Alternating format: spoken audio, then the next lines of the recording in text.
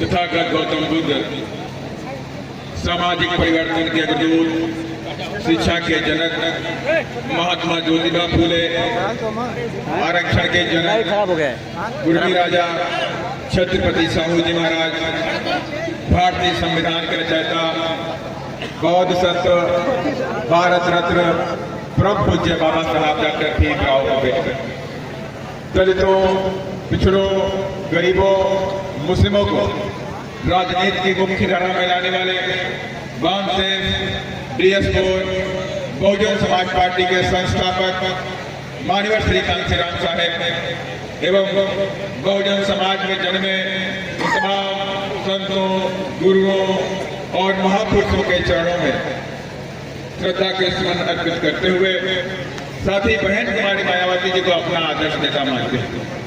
और आज पुरारी धाम में हम सभी लोग संत शिरोमणि रविदास जी की जयंती के अवसर पर उपस्थित हैं और इसी क्रम में हमारे बीच में उपस्थित हैं और जो इस पूरे कार्यक्रम को देख करके मिले, कई बार उनसे बात मंच का संचालन भी कर रहे हैं। उसमें हमारे डॉक्टर पटवारी लाल जी भी हैं, सरोज जी भी हैं, बड़ेगर जी भी हैं, महाराज जी भी, तमाम साथीगण के साथ साथ में इधर जो मेरे साथ में आए हैं उत्तर प्रदेश से बहुजन समाज पार्टी के केंद्रीय state coordinator advocate Suresh Rao ji, Bahujan Samaj Party के प्रदेश के अध्यक्ष शंकरलाल महतो जी, प्रदेश के उपाध्यक्ष कुमार किशोर विवेक जी और साथ ही मेरे साथ में यहाँ पर उपस्थित है पूर्व प्रत्याशी के रूप में रामनगर से जिन्होंने विरोधी पार्टियों को लोहे के चने चबाने में मजबूर कर दिया, सतीश यादव। साथ में हमारे प्रदेश में महागारी और धीरज सिंह प्रदेश में हमारे वो भी आए हुए हैं, पार्षद यादव जी भी आए हुए हैं, रामगढ़ से जो हमारे पार्षद है गंडू यादव के जो मित्र हैं पार्षद जी वो भी आए हुए हैं, साथ ही हमारे मुखिया वो बैठे हुए हैं, तमाम मेरे साथीगण बैठे हुए हैं और मेरे साथ में पूरी टीम भी बनारस से भी आई है, यूपी से भी मेरे साथ आए हैं, बहुजन समाज पार्टी की पूरी जाबाज टीम और जो इधर आयोजन मंडली बैठी हुई है। आज का इस अवसर पर आप सभी लोगों ने मुझे इस गौरवमयी उपस्थिति में आप सभी बुलाया, इसके लिए आप सभी लोगों का आभार व्यक्त करता हूं कि आपने मुझे इतना बड़ा सम्मान दिया। संत शिरोमणि रविदास जी के इस पवित्र धाम में आपने मुझे बोलने का अवसर भी दिया और आपने मुझे 1 महीने पहले आपने मुझे आने का आमंत्रण भी दिया। मैंने भी आपके लिए समय निकाला हुआ, मैंने सारे अपने इंपॉर्टेंट काम को छोड़ करके आपके बीच में आने का तय कर लिया। कुछ भी हो जाए मुझे आज धाम में आना है तो आना है। और आपका जो प्यार था और आपकी जो लगाव है, आप सबका जो मूवमेंट, मिशन और बहन जी के प्रति जो प्रेम है, हम सबको बार बार आपके बीच में आने के लिए मजबूर है। और मैं यही चाहता हूँ कि आपका जो अफेक्शन है, आपका जो प्रेम है इस पार्टी को लेकर के, हमारे बहन जी को लेकर के, वो हमेशा बड़ा रहना चाहिए। और बहन जी ने भी कह दिया कि मेरे जीवन का जब तक मेरी आखिरी सांस है तब तक मैं अपने समाज के लिए काम करती रहूंगी। तो ऐसे नेता जो आपके लिए देखे जाएगा काम करते हैं, आपके लिए सोचते हैं और यही नहीं, महापुरुषों की विचारधारा पे चल करके इस देश में महापुरुषों की विचारधारा को बचा करने का काम करते हैं। आप सबको याद होगा उत्तर प्रदेश में अग्निया बहन जी 4 बार मुख्यमंत्री बनी। पहला काम क्या हुआ? पहला काम हमारे इतिहास में जो दर्ज हमारे महापुरुष थे, उन महापुरुषों को हमारे बहन जी सम्मान देने का काम किया। चाहे संत शिरोमणि रविदास जी हो, चाहे संत कबीर हो, चाहे संत गुरु नानक हो, तमाम संतों को हमारे बहन ने सम्मान देने का काम किया। और साथ ही आपने ये भी देखा बाबा साहब डॉक्टर अम्बेडकर, बाबा साहब डॉक्टर अम्बेडकर का जन्म कहाँ हुआ? मध्य प्रदेश के महू में हुआ। उनकी कर्मस्थली क्या रही? उनकी कर्मस्थली मध्य प्रदेश के बाद उनकी कर्मस्थली महाराष्ट्र रही। लेकिन विश्व का सबसे बड़ा सम्मान कहीं मिला तो उत्तर प्रदेश के लखनऊ के अंदर मिला। उत्तर प्रदेश के अंदर हमारे बहन ने 500 एकड़ का अम्बेडकर पार्क बना करके पूरी दुनिया को दिखा दिया कि ये हमारे भगवान है कि नहीं है? बाबा साहब हमारे भगवान है कि नहीं है? वहां के गृह मंत्री, माननीय गृह मंत्री जी बोलते हैं कि अम्बेडकर अम्बेडकर अम्बेडकर अम्बेडकर, आपने इतना बार अम्बेडकर बोल रहे हो, अगर आपने इतना भगवान का नाम ले लिया होता तो आपके साथ तो पुश्ते स्वर्ग में जाती। अरे अमित शाह जी, बाबा साहब डॉक्टर हमारे भगवान थे, भगवान है और भगवान रहेंगे। हम अपने बाबा साहब के सम्मान में कोई भी समझौता नहीं कर सकते। और याद नहीं, जब माननीय कांशीराम साहब हम सबके बीच में थे, अटल बिहारी वाजपेयी जी बोल रहे थे कि हम संविधान की समीक्षा करेंगे। अमरोहा रैली में बोला था और माननीय कांशीराम साहब उनको ललकारने का काम किया। कहा संविधान के सम्मान में बीएसपी, उनकी हालत खराब हो गई। दोबारा उनके मुंह से नहीं निकला कि हम संविधान की समीक्षा करेंगे। और आज आपकी बहना डंके की चोट पे कहती है कि संविधान के सम्मान में बीएसपी, और जब लगे बीएसपी है मेरे संविधान में खरोच भी नहीं आ सकती। जब लगे बीएसपी है मेरे संविधान में खरोच नहीं आ सकती। बार बार बोलते हैं हम संविधान बदल देंगे, संविधान बदल देंगे। अरे खेल है क्या, खिलौना है क्या, तुम मेरे संविधान का बदल दोगे? अरे मुझे जैसे लाखों करोड़ों लोग कुर्बान हो जाएंगे लेकिन संविधान पे आज नहीं आने देंगे। लड़ेंगे नहीं लड़ेंगे। संविधान की अगर बात आएगी तो कितने लोग जंगे मैदान में कूदेंगे। हर बच्चा, हर जवान, हर बुजुर्ग अपने संविधान की रक्षा करने के लिए जंगे मैदान में कूदेगा। और मैं आपसे कहना चाहता हूं, मैं प्रदेश के अंदर प्रभारी बन के करीब 4 साल हो गए, 5 साल हो गए। पिछली बार में चुनाव हो रहा था, मैं ही प्रभारी था। करीब 17 साल बाद हम यहाँ पर कैमूर में 2 सीटें जीत गए। एक सीट आपने देखा कि चैनपुर की जीत गए हम लोग, और दूसरी सीट सतीश पिंटू यादव जी के पिताजी विधायक जी, वो भी जीत गए। लेकिन रिकाउंटिंग में साजिश के तहत हरा दिया गया, साजिश के तहत हरा दिया गया। लेकिन हम बीएसपी के लोग हैं, चुन चुन के बदला लेना भी जानते हैं। जानते हैं कि नहीं जानते हैं? जानते हैं ना। बहुत आराम से बदला लेते हैं, धीरे धीरे अंदर अपना अपमान का घूंट अंदर रोक लेते हैं, पीते नहीं है। और वक्त आने पर उसे उगलने का भी काम है। हम बड़े आराम से हर चीज को बर्दाश्त करते हैं, लेकिन वक्त आता है तो छोड़ते भी नहीं है। और अच्छे अच्छे गुंडों को जेल में डालने का भी काम किया कि नहीं? अच्छे अच्छे गुंडों वालों को जेल में डालने का काम किया। और मैं आपसे कहना चाहता हूं, 2025 में बहुजन समाज पार्टी की पूरी सेना जंगे मैदान में कूद चुकी है।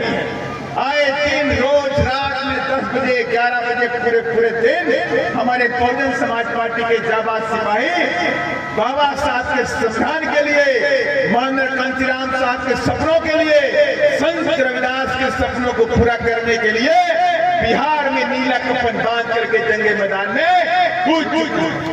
और मैंने इसलिए बोला, संत रविदास जी का सपना पहला ही दोहा अगर आप पढ़ लीजिए, संत रविदास जी ने बोला, चाहूं ऐसा राज जहां मिले सभी को अन्न, छोट बड़ो सब बसे रविदास रहे। यही बात तो बोली। और ये बात बाबा साहब डॉक्टर अम्बेडकर ने संविधान में लिख दी। अगर आज इस देश की सरकारें जो 90 वर्ष तक कांग्रेस ने राज किया और बीजेपी ने राज किया, अगर ये लोग बाबा साहब के संविधान को 100% लागू कर दें तो इस देश में गरीबी, गुलामी, बेचारगी, जातवाद, ऊंच नीच सब खत्म हो जाएगा। लेकिन वो करते नहीं है। 75 साल के ऊपर हो गए इस देश के अंदर बाबा साहब के संविधान को 100% लागू नहीं किया। और लेकिन जब आपकी बहना उत्तर प्रदेश में 4 बार मुख्यमंत्री बनी, उत्तर प्रदेश के अंदर मान्या बहन जी ने बाबा साहब के संविधान को 100% लागू करके दिखा दिया और संत शिरोमणि रविदास जी के सपनों को भी उत्तर प्रदेश में पूरा करके दिखा दिया। ऐसे नहीं दिखाया। और मान्या बहन जी ने उत्तर प्रदेश में गरीबों के बच्चों के लिए जमीन के पट्टे भी देने का काम किया। 4 लाख बच्चों को हमने उत्तर प्रदेश में 4 लाख परिवारों को 2 से 3 एकड़ जमीनों के पट्टे देने के काम किया। हर घर में अन्न होगा तभी तो प्रसन्न होगा। जब घर में अन्न नहीं होगा तो कैसे प्रसन्न होगा? मानते कि नहीं मानते? संत राज ने भी कहा कटौती में मन चंगा तो कटौती में गंगा। अब पता नहीं क्या का तमाशा लेके इलाहाबाद में घूम रहे। अरे बीएसपी नहीं चाहती, बीएसपी तो चाहती इस देश में शिक्षा का कुंभ होना चाहिए। बीएसपी चाहती इस देश में नौकरी का भी कुंभ होना चाहिए। इतना बड़ा कुंभ बनाइए नौकरी का, कोई भी शिक्षित बच्चा जाए और नौकरी लेकर के चला। लेकिन इस बात पर सरकारें काम नहीं करती। उन्हें मालूम है ये दलित समाज के बच्चे, पिछड़े समाज के बच्चे, अधिक पिछड़े समाज के बच्चे, ओबीसी माइनॉरिटी के बच्चे अगर पढ़ लिख जाएंगे तो ये लोग ऊंची ऊंची कुर्सी में बैठ जाएंगे। अरे आप रोक नहीं सकते हमें। हम बाबा साहब के मानने वाले लोग हैं और बाबा साहब के उपदेशों पर चलने वाले लोग हैं कि नहीं है? सभी लोग बाबा साहब को मानते हैं कि नहीं मानते? अभी कुछ लोग उठा नहीं रहे हाथ। मानते कि नहीं मानते? जो लोग हाथ ना उठाए थे मान लो बाबा साहब का मानने वाला वो नहीं है। जिसने भी हाथ नहीं उठाया मानते कि नहीं मानते? अगर सब लोग बाबा साहब को मानते तो बाबा साहब को नहीं मानते। शिक्षित बनो, संघर्ष करो और संगठित रहो। ये 3 बातें बोले कि नहीं बोली बाबा साहब? शिक्षित रहो, संघर्ष करो और संगठित रहो। बाबा साहब जानते थे कि हमारे जो लोग हैं इनके पास जमीनें नहीं है, 5000 सालों से गुलाम बने हैं। ये लोग मजबूत भी नहीं है, इनके पास ताकत भी नहीं है, फैक्ट्री के मालिक भी नहीं है, जमींदार भी नहीं है, तो आगे कैसे बढ़ेंगे? आगे बढ़ने कैसे बढ़ेंगे? तो इसीलिए बाबा साहब ने उपदेश दिया हमको कि मेरे बच्चे शिक्षित बन जाए। कुछ भी हो जाए शिक्षा को ग्रहण कर लेना। 2 वक्त की रोटी है तो 1 वक्त की रोटी खाना, लेकिन अपने बच्चों को शिक्षित जरूर कर। और ये भी कहा शिक्षा वो शेरनी का दूध है जो पिएगा वो तुम्हारे। ये बात बाबा साहब ने कही, हमने गांठ बांधी और पूरे देश के अंदर हमने शिक्षा को अपना अगला हथियार किया। और शिक्षा के दम पर आज पूरे देश में दलित समाज डॉक्टर बन गया, इंजीनियर भी बन गया, IAS बन गया, SP बन गया, वकील बन गया और हम जैसे लोग नेता भी मानिया बहन जी ने बना दिया। हम जैसे लोगों को मानिया बहन जी ने अपना आशीर्वाद देकर के सांसद बना करके पार्लियामेंट में बैठा दिया। अगर पढ़े लिखे नहीं होते तो क्या हम बात बोल पाते? आपके बीच में क्या नहीं बोल पाते? अगर पढ़े लिखे नहीं होते तो मेरे अंदर आवाज में नहीं होती। इसलिए मैंने आपसे कहा है ये बात आप गांठ में बांध लो। अगर आपके घर में छोटे मोटे बच्चे हैं तो उनका पूरा फोकस करो कि हम इनको शिक्षा दिलाएंगे, चाहे मुझे 4 घंटे और मजदूरी करनी पड़े, लेकिन अपने बच्चों को पढ़ा लिखा कर बाबा साहब की तरह बना करके रहेंगे। अगर ये आपने अगर मान लिया 100% इस देश के अंदर सामाजिक परिवर्तन हम लेकर के आ रहे हैं और ये सपना सामाजिक परिवर्तन का पूरा हो करके रहेगा, उसे कोई रोक नहीं सकता। और पूरे प्रदेश के अंदर आप ये भी जानते हैं, पूरे प्रदेश के अंदर तमाम अत्याचार हमारे समाज पे होता है, जुल्म जाती होती है हमारे समाज के ऊपर। राम भर की घटना है, मुझे अच्छी तरह से आता है। 3-4 महीने पहले एक बच्चे को ट्रैक्टर से कुचल के मार दिया गया। ट्रैक्टर से कुचल के मार दिया गया था, वो अपनी मजदूरी मांगने गया हुआ था, ट्रैक्टर से कुचल के मार दिया। हमें पांडे जी ने फोन किया, साहब ये घटना घटी गाँव में, ट्रैक्टर से कुचल के कई समाज को मार दिया, अपनी मजदूरी मांगने गया था, कोई डकैती डालने नहीं गया था, अपना हक मांगने गया था, लेकिन उससे ट्रैक्टर से कुचल के मार दिया। और यही नहीं, आपके चैनपुर में मेरी समझ से एक बच्ची को चने का साग काटने गई थी, चने का साग काटने गई थी, उसे उसके चने के खेत के मालिक ने लाठियों से पीट के उसकी हत्या कर। 14 साल की बच्ची थी, 14 साल की बच्ची। मुजफ्फरपुर पारू के अंदर 15 साल की बच्ची के साथ से बलात्कार किया गया, उसकी हत्या कर दी गई, उसके शरीर पर 36 चाकू से वार किए गए। और जब बीएसपी पहुंची तब जाके FIR हुआ। बीएसपी के लोग पहुंचे, तब जाके उस अपराधी के घर में बुलडोजर चलाया गया। उसके बाद पुलिस ने केस को रफा दफा कर दिया। रफा दफा कैसे? पुलिस पोस्टमार्टम रिपोर्ट में डॉक्टर बोलता है बच्ची की उम्र 14-15 साल के लगभग है, और लेकिन पुलिस क्या बोलती है? वो बच्ची नहीं है, महिला है, उसकी उम्र 20 से 21 साल बताएगी। माने इस देश के अंदर, बिहार के अंदर दलित समाज के साथ से अत्याचार होता है तो यहाँ की सरकार गंभीर नहीं होती। उसे मतलब नहीं है कि मेरे समाज में अत्याचार होता है, मेरे जुल्म जाती होती है, उसे कोई फर्क नहीं पड़ने वाला है। तो मैंने आपसे पहले बोला था कि हम बदला लेना जानते हैं, और बदला किस रूप में लेंगे? बदला हम इस बार 2025 में नीली क्रांति का आगाज करके लेने वाले, और नीली क्रांति लेकर, और हम दावे के साथ से कहते हैं जो हमारी तैयारी चल रही है, कम से कम 25 से 30 सीटें। ये नहीं कहता कि अपने दम पर यहाँ सरकार बनने जा रहा, बड़ी बात हो जाएगी, मैं आपसे झूठ बोलने वाली बात नहीं कर रहा, लेकिन ये आज की तैयारी हमारी चल रही है, उसमें 25 से 30 सीटें बहुजन समाज पार्टी अपने दम पर जीत के पटना पहुंचने जा रही है। और जिसमें हमने ये भी ठान लिया है कैमूर की 4 सीटें हमारे बहन जी की झोली में जीत करके डाल लेंगे। पिछली बार कौन जीती थी? इस बार 4 जीतेंगे। जीतेंगे नहीं जीतेंगे? जीतेंगे, जीतेंगे। 4 की 4 सीटें हमारे बहन जी की झोली में डालने का काम करेंगे। 4 हाथी कैमूर से चल के पटना जाएंगे। जाएंगे कि नहीं जाएंगे?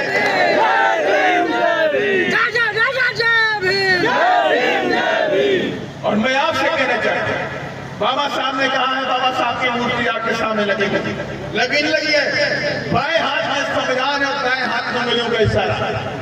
और बाबा साहब ने कहा कि मेरे बच्चों, मेरे हाथ में, बाएं हाथ में संविधान है, जब तक ये संविधान जिंदा है तो तब तक डॉक्टर अम्बेडकर जिंदा है, जब तक ये संविधान जिंदा रहेगा।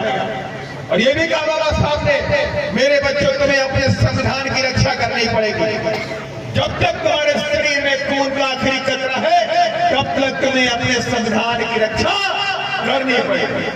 और ये भी कहा, मेरे बच्चों, मेरे दाएं हाथ, कितने लोग जानते हैं हाथ खाए मेरा? हमू जानी, थोड़ा थोड़ा बोलो, इसलिए कह रहे हैं हमू जानी। कितना लोग गलत है? पार्लियामेंट सब्जी का माने, मंदिर के माने होगा क्या? पार्लियामेंट से बड़ा ताकतवर कोई मंदिर इस देश में नहीं बनी। एक ही मंदिर, पार्लियामेंट। अगर किसी मंदिर में ताकत होती तो बाबा साहब कहते, अरे जाओ मेरे बच्चों, अयोध्या चले जाओ, उस मंदिर में पूजा करो जाकर। तो बाबा साहब मेरे कहते, जाओ बालाजी के मंदिर में जाओ, आप पूजा करो जाकर। अगर शक्ति मंदिर में होती तो मेरे बाबा साहब कहते, अरे जाओ मेरे बच्चे, कलकत्ता वाले मंदिर में चले जाओ। उन्हें मालूम था वहां कुछ नहीं मिलने वाला आपको, वहां कुछ भी नहीं है। जो भी ताकत है वो पार्लियामेंट के अंदर, और जो भी तुम्हारे पास ताकत है वो मेरे संविधान के अंदर है। और इसी संविधान से मैंने तुम्हारे बच्चों 5000 सालों की गुलामी की बेड़ियों को तोड़ करके खत्म कर, और इस संविधान को बचाए रखा। भाई आपके ऐसे दीवाना भी आ गया, एक गाना तो बिरहा बंद भाई, एक गाना तो बंद भाई, आखिरी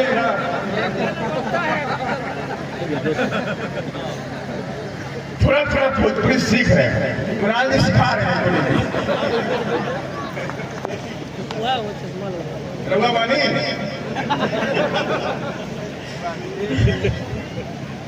थोड़ी थोड़ी गलती हो जाती है भाई, हम तो लखनऊ के पास रहने वाले हैं, तो भोजपुरी वहां नहीं होती, हिंदी चलती सीधा सीधा, अवधि हिंदी। लेकिन मैं दावे के साथ जो आपके बीच में आता हूँ तो मुझे लगता है कि मैं अपने घर में, अपना घर बार भी भूल गया। ऐसा लगता है कि कैमूर भी मेरा घर है, बिहार भी मेरा घर ही है। और ये ठान भी है, और ये मैंने ठान लिया है कि इस बार बीएसपी संस्था का परिवर्तन पटना के अंदर करने जा रही है। और ये भी चैलेंज करते हैं बीएसपी वाले, चाहे वो लंदनिया वाले हो, चाहे धनुषिया वाले हो, चाहे वो फुलवा वाले हो चाहे वो पंजा वाले, तुम सारे के सारे मिल जाओ, तुम्हें मैं चैलेंज करता हूँ इस बार तुम बीएसपी को रोक नहीं पाओ। बीएसपी का हाथी पटना पहुंच दो हाथी पटना पहुंचे कि नहीं पहुंचे? कौन कौन देखा बताइए? सबने देखा नहीं देखा? हमने तो चुनाव से पहले दो हाथी पटना में दौड़ा दिए, दौड़ा ही नहीं दौड़े, वो भी संत शिरोमणि गुरु जी महाराज को बुला कर बैठा करके हाथी को पटना में घुमा दिया। और ये हमने ध्यान भी लिया है कि जिस दिन हम नीली क्रांति लेकर के पटना पहुंचेंगे उसी दिन हमारे संतों गुरुओं महापुरुषों का बड़ा सा सम्मान भी हम करने का। और हमारे रोड जी बोले पुरानी धाम में रोड नहीं है, और मसोई धाम भी मैं गया हूँ 4 साल पहले। मसोई धाम में आप लोगों ने मुझे बुलाया 3 साल पहले। मैं आपसे कहना चाहता हूँ, आप 5-6 महीने में वहां पे जाके पार्लियामेंट में बोल भी दूंगा तो अभी वो नहीं बनाने वाले, मुझे पता नहीं बनाने वाले। बस आप मना कर दो, जितने भी लोग आए हैं अपने अपने गांव देहात में जाके गांव में जाके समझा दो कि 2025 में नीली क्रांति लेकर के आएंगे और हाथी पटना जरूर भेजेंगे। और मैं दावे के साथ मैं कहता हूं, अगर आपने इतनी ताकत हाथों में हमें दे दिया कि बिना हमारी चाबी के पटना का ताला नहीं खुलेगा, तो हमारी सरकार बाद में बनेगी। ये रोडे आरसी से पहले बनेगी, ये रोडे हम कुछ कहेंगे भी नहीं किसी से। पार्टी जिंदाबाद, जिंदाबाद, जिंदाबाद, समाज पार्टी जिंदाबाद, जिंदाबाद, जिंदाबाद। और मैं आपसे कहना भी चाहता हूँ, हम किसी अधिकारी को फोन भी नहीं करेंगे कि तुम रोड बना लो आके। जैसे उन्हें मालूम हो गया 25 सीटें बीएसपी क्रॉस कर ये दौड़ के अपने आप ही रोड बना देंगे। हम बाद में पटना हम बाद में पहुंचेंगे, लेकिन रडवा पहले ही कंप्लीट। उन्हें मालूम है कि हाथी तो यहीं से जाएगा, बीएसपी के वास्ते खाली कर दो। और मैं कहना भी चाहता कि तमाम पार्टियों के पास गुंडे मवाली बहुत है कि नहीं है? तमाम गुंडे मवाली पाल रहे, और चुनाव आता है तो गुंडे मवाली की कमी हो जाती है इनके पास, तो जेल के मैनुअल में ठीक ठाक करके और अपराधियों को गुंडे मवालियों को छोड़ते कि नहीं छोड़ते? और कहते हैं कि जाओ क्षेत्र में दबे कुचले वंचितों को दबाओ, उनको डराओ, ये अपना वोट डालना पाए। तो मैं कहना चाहता हूँ नीतीश कुमार जी, मैं कहना चाहता हूँ आरजेडी वालों, हमने भी नारा नहीं दिया, मान्या बहन ने नारा दिया हुआ है, चलो गुंडों की छाती पर। आवाज नहीं आई, डर गए आप लोग? आवाज आनी चाहिए, लग जाए कि आप शेर के बच्चे बोल रहे हो। गुंडों की छाती पर, वाले नहीं बोल रहे, छाती पर। मैं बोलता हूँ, मेरे साथ आवाज दी तो मैं जानूं कि वाकई कैमूर में शेर रहते हैं, वरना मैं जहाँ जाऊँ कैमूर में कौन से रहते हैं। चल गुंडों की छाती पर, चल गुंडों की छाती पर। और निश्चित तौर से अगर आपने ये काम कर दिया तो बिहार के अंदर हम संत शिरोमणि गुरु रविदास जी के सपनों को पूरा करेंगे, बाबा साहब के सपनों को पूरा करेंगे, मानव कांतिलाल साहब के सपनों को पूरा करेंगे, मानव बहन जी के सपनों को पूरा करेंगे। और निश्चित तौर से हमें कोई रोक नहीं पाएगा। हम एक एक दर्द को लेकर दिल में बैठे हैं। हमें यह भी मालूम है कि किस तरह से मेरे कलेक्टर भाई की हत्या की।